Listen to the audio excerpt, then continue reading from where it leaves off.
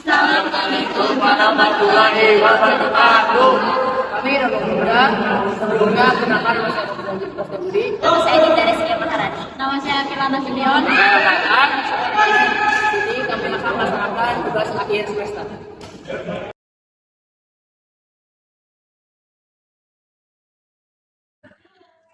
Di sini saya akan menjelaskan tentang sejarah dari bulu tangkis.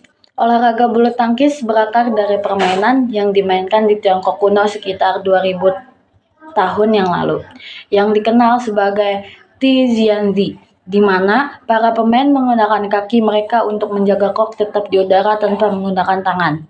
Permainan serupa juga ditemukan di India dengan nama Puna pada abad ke-19, di mana raket mulai digunakan untuk memukul kok. Ada juga pengaruh dari Inggris, dikarenakan tentara Inggris yang ditempatkan ke India membawa permainan ini kembali ke Inggris pada tahun 1870 tahunan. Permainan ini kemudian dikenal sebagai bulu tangkis setelah dimainkan di Duke of Beaufort's Badminton House di Gloucestershire pada tahun 1873. Adapun pengembangan modern dari bulu tangkis itu, pada tahun 1877, klub bulu tangkis Bath di Inggris menerbitkan aturan resmi pertama untuk permainan ini. Asosiasi Bulu Tangkis Inggris dibentuk pada tahun 1893 dan menyelenggarakan kejuaraan nasional pertama pada tahun 1899. Federasi Bulu Tangkis Internasional atau IBF didirikan pada tahun 1934 oleh Kanada, Denmark, Inggris, Prancis, Irlandia, Belanda, Selandia Baru, Skotlandia, dan Wales. Pada tahun 2006, nama IBF diubah menjadi Federasi Bulu Tangkis Dunia atau BWF. Bulu tangkis di Olimpiade. Bulu tangkis pertama kali menjadi olahraga eksibisi di Olimpiade Munich pada tahun 1972. Dan Olimpiade Seoul pada tahun 1988. Bulu tangkis resmi menjadi bagian dari program Olimpiade pada Olimpiade Barcelona 1992 dengan 5 nomor: tunggal putra, tunggal putri, ganda putri, dan ganda campuran. Bulu tangkis di Indonesia sangat populer di Indonesia dan telah menghasilkan banyak pemain kelas dunia. Persatuan Bulu Tangkis Seluruh Indonesia atau PBSI didirikan pada tahun 1951. Indonesia memiliki sejarah yang kaya dalam bulu tangkis dengan pemain seperti Rudi Hartono, Susi Susanti, Lim Swee King, dan Taufik Hidayat yang telah memenangkan banyak kejuaraan internasional. Di bagian turnamen penting, ada All England Champions, salah satu turnamen tertua dan paling prestisius di dunia bulu tangkis. Di bagian turnamen penting, ada turnamen utama ialah All England Champions, salah satu turnamen tertua dan paling prestisius di dunia bulu tangkis. Piala Thomas dan Piala Uber, kejuaraan bergu dunia untuk putra dan putri, kejuaraan dunia BWF dan BWF Super Series Finals.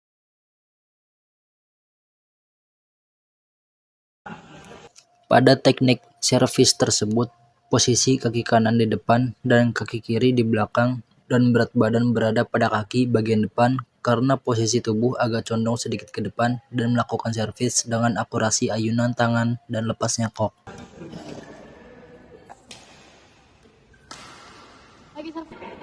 Untuk melakukan drop shot, raket dipegang dengan posisi menyamping badan, raket digenggam dengan rileks, raket dipukul dengan posisi tangan yang lurus yang menyentuh shuttlecock dengan lembut. Untuk melakukan smash, shuttlecock harus dipukul pada posisi setinggi mungkin sambil mengayunkan tangan ke depan dengan penuh tenaga, lalu arahkan pergelangan tangan ke bawah untuk memberi tenaga lebih saat memukul shuttlecock. Untuk melakukan drive, cara untuk melakukan servis ini ialah posisikan raket dan tangan dalam keadaan mendatar saat hendak memukul kok. Usahakan jangan memukul kok dengan tenaga yang berlebihan agar posisi kok dapat jatuh tepat sasaran.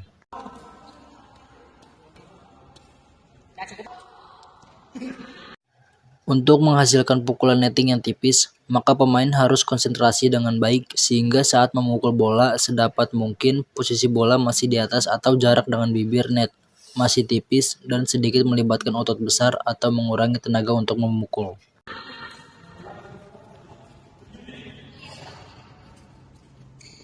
Iya, terus. Untuk melakukan lob, berdiri dengan posisi menghadap ke arah net. Posisikan kaki kanan berada di belakang kaki kiri. Posisikan badan menyamping ke arah net. Raket dipegang dengan menggunakan teknik forehand atau backhand. Berat badan berada di kaki kanan, lalu berpindah ke kaki kiri saat memukul shuttlecock.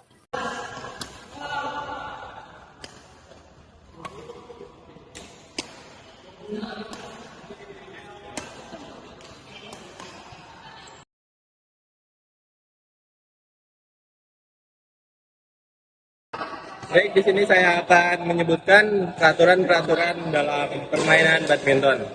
Yang pertama ada poin. Permainan menggunakan sistem rally point, di mana setiap kesalahan menghasilkan poin bagi lawan.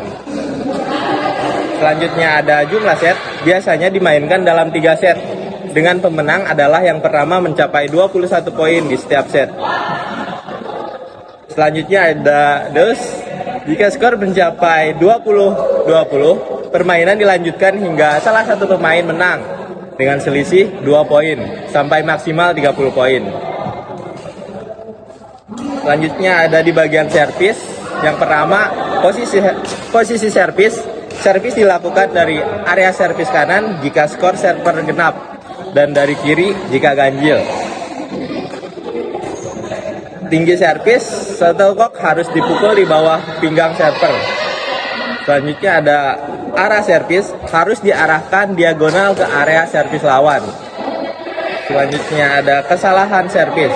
Terjadi jika shuttlecock jatuh di luar area servis lawan, tersangkut di net, atau tidak memenuhi kriteria servis yang benar.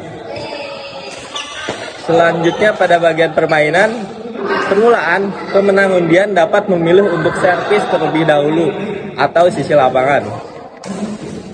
Di bagian poin didapatkan jika shuttlecock jatuh di dalam area permainan lawan atau lawan membuat kesalahan.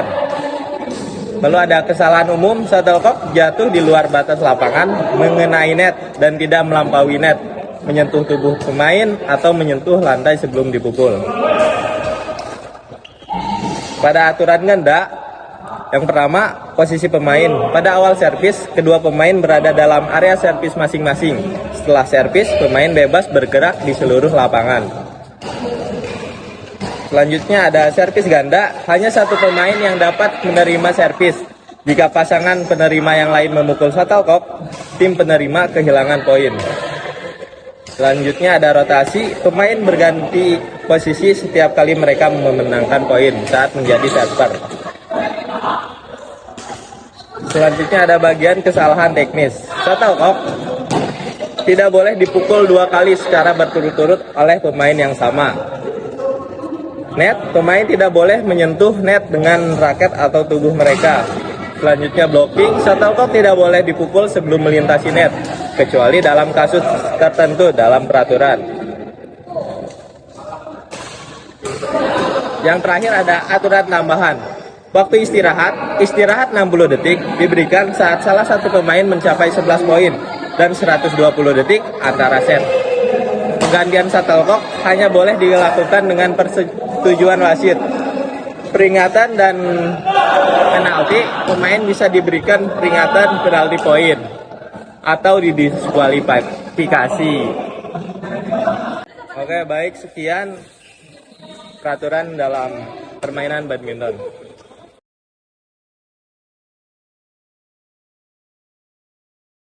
Di sini saya akan menjelaskan tentang sarana dan prasarana permainan bulu tangkis. Yang pertama ada lapangan bulu tangkis. Lapangan menjadi aspek yang paling penting sebagai arena permainan. Lapangan bulu tangkis berbentuk persegi panjang dan dibagi menjadi 2 bagian dari jari. Lebar penuh lapangan adalah 6,1 meter dan tunggal lebarnya dikurangi menjadi 5,18 meter. Panjang penuh lapangan 13,4 meter. Lapangan servis ditandai dengan garis tengah yang membagi lebar lapangan dengan garis servis pendek pada jarak 1,98 meter dari net dan di tepi luar dan belakang.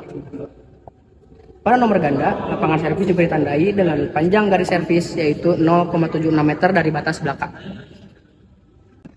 Yang kedua ada net.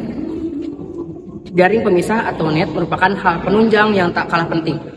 Net berguna sebagai pemisah area lapangan serta berfungsi sebagai penghalang bagi para pemain di lapangan. Net memiliki tinggi 1,6 55 meter untuk permainan tunggal, serta 1,52 untuk permainan ganda. Yang ketiga ada raket. Raket menjadi hal utama dalam permainan bulu tangkis yang digunakan untuk memukul kop. Raket biasanya terbuat dari bahan karbon atau aluminium dengan rangkaian senar di tengahnya dengan permukaan elastis sebagai pemukul kok.